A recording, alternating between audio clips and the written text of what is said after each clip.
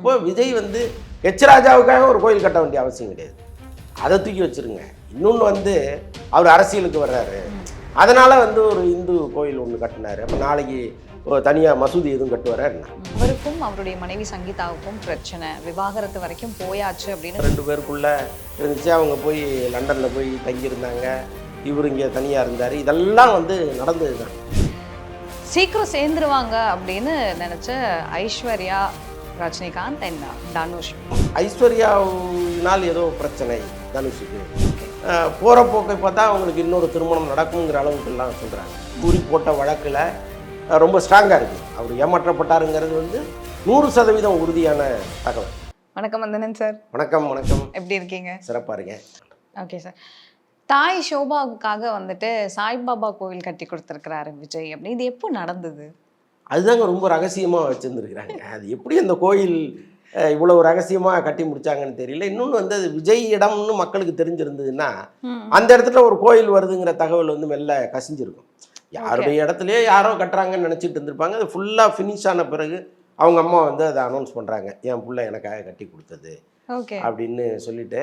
எனக்கு என்ன பெரிய வருத்தம் அப்படின்னா, இவ்வளவு செலவு பண்ணி ஒரு கோயிலை கட்ட வேண்டிய அவசியம் என்ன இங்கே இருக்குது? சாய்பாபா கோயில் சென்னையில் இல்லையா என்ன?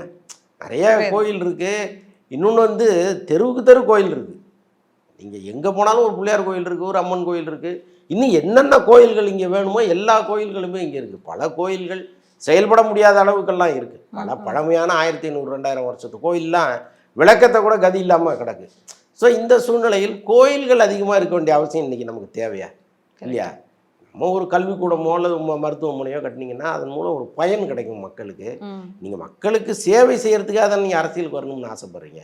அப்போ உங்கள் சேவையை இதுலேருந்தே ஆரம்பிச்சிருக்கலாமே. எதற்கு வெட்டியாக போய் கோயிலுங்கிற ஒரு கான்செப்டுக்குள்ளே போகிறீங்கன்னு நமக்கு தெரியல. என்ன இருந்தாலும் அது அவங்க அம்மாவுடைய ஆசைங்கிறதுனால அம்மாவின் ஆசையை ஒரு மகன் நிறைவேற்றக்கூடாதா, இதில் என்ன தவறு அப்படின்னு பல பேர் கேட்கலாம். அவங்க அம்மாவே இந்த மாதிரி ஆசைப்பட்டது இல்லாமல் இருந்திருந்தால் நல்லா இருக்குமோன்னு எனக்கு தோணுது. ஏன்னா எந்த அம்மாவுமே வந்து ஒரு பொருளை வேஸ்ட் பண்ணுங்கிற இடத்துக்கு மகனை கொண்டு வந்து வைக்க மாட்டாங்க. அப்போ ஆன்மீகம் பக்திங்கிறதெல்லாம் வேஸ்டானலாம் கேட்கக்கூடாது. நிறைய இங்கே இருக்குது. இங்கே இருக்கிற இடத்துல போய் கும்பிட்டுக்க வேண்டியது தானே. எதற்கு புதுசாக வந்து பல நிச்சயமாக கோடிக்கு மேலே ஆகிருக்கும். அதில் ஒரு அழகான ஒரு ஸ்கூலை கட்டியிருந்தீங்கன்னா எவ்வளவு பேரை உருவாக்கியிருக்கலாம். நான் திரும்ப திரும்ப வந்து ஏன் சூர்யாவை இங்கே வந்து கம்பேர் பண்ணிகிட்டே இருக்கேன்னு கூட பல பேர் கோவப்படலாம். நமக்கும் சூர்யாவுக்கும் ஒன்றும் பெருசாக நெருக்கம்லாம் கிடையாது. நான் என்ன சொல்கிறேன், ஒரு வீட்டிற்கு நீங்கள் விளக்கேற்றி வைப்பதுங்கிறதே ஒருத்தனுடைய கல்வி தான். ரொம்ப அடிப்படையாக நீங்கள் பார்த்தீங்கன்னா அகரம் ஃபவுண்டேஷனில் படித்து இன்றைக்கி மிகப்பெரிய இடத்துக்கு வந்த பல பேரை பார்த்தீங்கன்னா ரோட்டில் புரோட்டா மாஸ்டராக இருந்தவங்க, படிச்சுட்டு வாய்ப்பு இல்லாமல் வேறு வழி இல்லாமல் ஒரு கடையில் வேலை பார்த்த பையன், எங்கேயோ ஒரு இடத்துல ஆஃபீஸ் பாயாக இருந்த பையன், அவனெல்லாம் தேடி பிடிச்சி கொண்டாந்து நீ படி நான் இருக்கேன் அப்படின்னு சொல்லி படிக்க வச்சு நீ எங்கே கொண்டு வந்து நிறுத்திருக்கிறாரு. இப்போ நீங்கள் சைதை துரைசாமி மகன் இறந்தப்போ நீங்கள் பார்த்தீங்கன்னா மிகப்பெரிய கூட்டம் வந்துச்சு. அந்த கூட்டத்தில் பாதி அவரால் கல்வி பயன் அடைந்தவங்க தான். அங்கே வந்து கதறினது முழுக்க அந்த பிள்ளைகள் தான். அவர் என்ன சொன்னார், என் பையன் போனாலும் நீ எங்கள் பிள்ளைங்க இவ்வளோ பேர் இருக்கீங்க, இந்தியா முழுக்க இருக்கீங்க அப்படின்னு பெருமைப்பட்டார்ல. இந்த பெருமைக்குரிய இடத்துக்கு தான் ஒரு பையன் வந்து நிற்கணும்.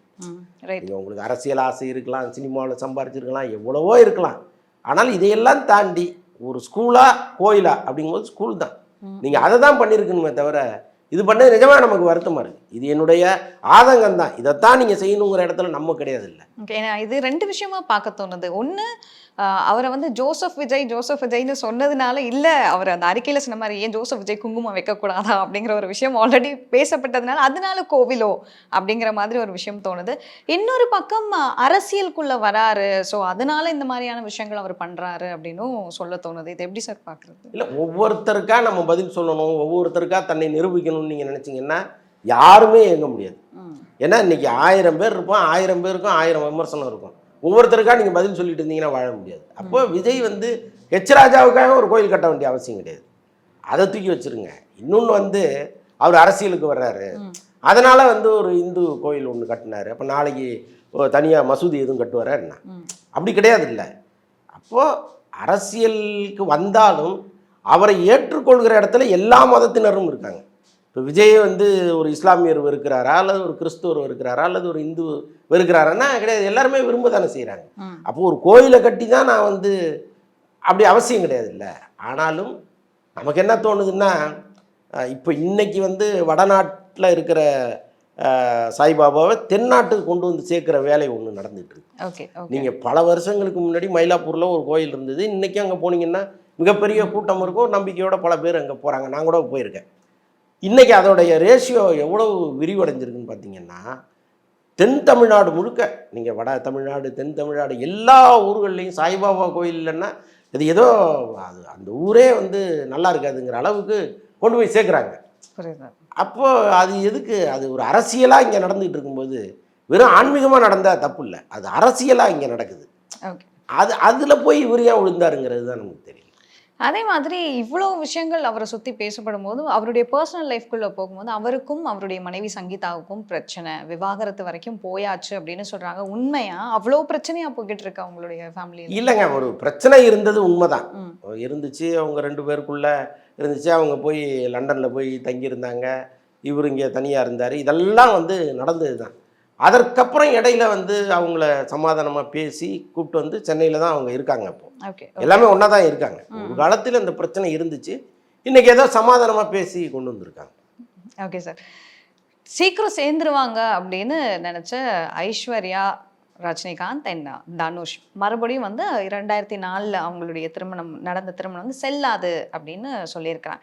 என்ன பிரச்சனை? சேருவாங்கன்னு நினச்சவங்க திரும்ப ஏன் இந்த மாதிரி பிரிஞ்சு போகிற அளவுக்கு என்ன பிரச்சனை? சேருவாங்கன்னு நம்ம தான் நினச்சோம், அவங்க நினச்சாங்கன்னா நமக்கு தெரியாது இல்லை.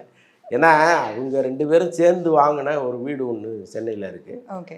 அந்த வீட்டுக்கு அவங்க 2 பேருமே அடிக்கடி வர்றதா ஒரு தகவல் இருந்துச்சு. அப்புறம் அக்கம் பக்கம் விசாரிக்கும் பொழுது ஆமாங்க அவங்க 2 பேரும் அடிக்கடி வர்றாங்கங்கிற மாதிரி தான் சொன்னாங்க. அப்போ நமக்கு என்ன தோணுச்சு, ஒருவேளை அவங்க வந்து இந்த விவாகரத்துங்கிறதே ஒரு நாடகமாக இருக்குமோ. ஏன்னா இங்கே சில நாடகங்கள் நடந்துட்டு இருக்கு. ஏற்கனவே சுரேஷ் மேனன் ரேவதி விவாகரத்து நடந்துச்சு, ஆனால் 2 பேரும் ஒரே வீட்டில் தான் இருக்காங்க, கணவன் மனைவியாக. அப்புறம் ஏன் நீங்கள் விவாகரத்து பண்ணீங்க அப்படின்னா அதுக்கு ஒரு கதை ஒன்று சொல்கிறாங்க. ஸோ அப்போ சட்டத்தின் முன் ஒரு விஷயத்தை சொல்லிவிட்டு தனிப்பட்ட வாழ்க்கையில் அதே வாழ்க்கையை தொடர்வதுங்கிறதெல்லாம் இங்கே நடந்துட்டு தான் இருக்குது. ஒருவேளை இவங்க வேறு எதுக்காகவாவது இப்படி ஒரு முடிவு எடுத்தாங்களான்லாம் நம்ம யோசிக்க வேண்டிய கட்டத்துக்கு அந்த 2 பேரும் அடிக்கடி சந்திக்கிறது செய்தி வரும்போது நமக்கு நடந்துச்சு. ஓ அப்படி இருக்குமோ அப்படின்ட்டு. அதுக்கப்புறம் பார்த்திங்கன்னா தனுஷ் வந்து தனியாக அந்த வீடை கட்டிக்கிட்டு மிகப்பெரிய பங்களா கட்டி வச்சுருக்காரு. பட் அங்கே ஐஸ்வர்யா வரவே இல்லை, பிள்ளைகள் தான் வராங்க. ரஜினி கூட அங்கே வரல, ரஜினியோ லதாவோ யாருமே அங்கே வரல. கஸ்தூராஜா அவங்க அம்மா எல்லாருமே தான் வந்துட்டு போனாங்க. இப்போ இந்த வீட்டில் கூட இல்லை போல இருக்கு. இன்னும் வந்து அந்த வீடு ஒர்க்கு நடந்துகிட்டு இருக்கு, இன்னும் முழுமையாக முடிவடையில். அதுக்கப்புறம் தான் அவங்க வருவாங்கங்கிற மாதிரிலாம் சொல்லிட்டு இருக்காங்க. ஸோ இப்படிப்பட்ட சூழ்நிலையில் பிள்ளைகளோடு அவருக்கு ஒரு நெருக்கமான உறவு, அந்த உறவு வந்து அவர் துண்டிக்கவே இல்லை, ரொம்ப அந்யோன்யமாக இருக்காங்க. இந்த பக்கம் ஐஸ்வர்யாவினால் ஏதோ பிரச்சனை தனுஷுக்கு, முழுக்க முழுக்க தனுஷ் மீது இந்த சுமையை கொண்டு போய் நம்ம வைக்க முடியாது. ஏன்னா இந்த பிரிவுக்கு முழு காரணம் தனுஷ் மட்டுமே கிடையாது, ஐஸ்வர்யாவும் கூட தான் அப்படின்னு சில தகவல்கள்லாம் வருது. போகிற போக்கை பார்த்தா அவங்களுக்கு இன்னொரு திருமணம் நடக்குங்கிற அளவுக்குலாம் சொல்கிறாங்க. ஒருவேளை இதெல்லாம் சேர்ந்து தான் இந்த பிரிவை உருவாக்குதா என்னன்னு தெரில. பட் அது அவரவர் குடும்ப பஞ்சாயத்து, அவங்க. Okay sir. Soori and Vishnu விஷாலுடைய பிரச்சனை அது முடிஞ்சிருச்சு. அதுக்கு முன்னாடியே வந்துட்டு 2 பேரும் ஒன்றா இருக்க மாதிரியான விஷயங்கள் எல்லாம் வந்து சொல்லியிருந்தாங்க. இப்போ வந்து விஷ்ணு விஷால் வந்துட்டு சொல்லியிருந்தாரு எல்லாத்துக்குமே வந்து காலம் பதில் சொல்லுவோம் அப்படின்னு சொல்லிட்டு. உண்மையிலேயே உங்களுடைய பிரச்சனை வந்து முடிஞ்சிருச்சா? மேக்ஸிமம் முடிச்சுட்டாங்க. அது என்ன காரணம் அப்படின்னா 2 பேருக்குமே வந்து சட்ட சிக்கல் இருக்குது. இப்போ சூரி போட்ட வழக்கில் ரொம்ப ஸ்ட்ராங்காக இருக்குது. அவர் ஏமாற்றப்பட்டாருங்கிறது வந்து 100% உறுதியான தகவல். அப்போ அவர் வந்து ரொம்ப ஆத்தென்டிக்காக கோர்ட்டுக்கு போகிறார். அப்போ நீதிமன்றத்துக்கு ஒரு முன்னாள் போலீஸ் அதிகாரி அவர் வந்து நிற்கும் பொழுது பல கேள்விகளுக்கு பதில் சொல்ல வேண்டிய சூழ்நிலை இருக்குது. நாளைக்கு தண்டனை கிடைப்பதற்கு கூட வாய்ப்புகள் இருக்குது. இந்த பக்கம் சூரி பார்த்திங்கன்னா அவருக்கும் சில நெருக்கடிகள் இருக்குது. இப்போ சுற்றி இருக்கிற இடம் எல்லாமே விற்றுட்டாங்க. இப்போ அந்த இடத்துக்கு போகிறதுக்கு ஒரு வழி வேணும்னா ஃபர்தராக வாங்கி ஆகணும். அப்போ இவர்கள் தயவு இல்லாமல் அந்த இடத்த நீங்கள் வாங்க முடியாது. இடத்த வாங்கிட்டீங்க, பணத்தை போட்டீங்க, அந்த இடத்துக்கு பறந்தா போய் நிற்பீங்க. சுற்றி இடம் இருக்குல்ல, அது யாராவது ஒருத்தர் வழி கொடுத்தாதானே நீங்கள் அந்த இடத்துக்கு போக முடியும். அப்போ அதுக்கு வந்து இவர்களுடைய தயவு அவருக்கு தேவைப்படுது. எல்லாத்தையும் தாண்டி இதில் பல பிரச்சனைகள் இருக்குது, இதை சொல்ல முடியாத பிரச்சனைகள் பல இருக்குது. இப்போ அவங்களோட வந்து சட்ட ரீதியாக மோத முடியும் சூர்யாவில், வேற மாதிரி மோத முடியுமான்னா கொஞ்சம் கஷ்டம். ஸோ இதெல்லாம் சேர்த்து அவரு கொஞ்சம் உட்காந்து யோசிக்கிறாரு, இவங்களும் உட்காந்து யோசிக்கிறாங்க. நம்ம பக்கம் தப்பு இருக்குது, நாளைக்கு சட்ட ரீதியாக மாட்டிக்கிட்டோம்னா நமக்கு அசிங்கம்னு யோசிக்கிறாங்க. ஆக 2 தரப்புமே இறங்கி வருது.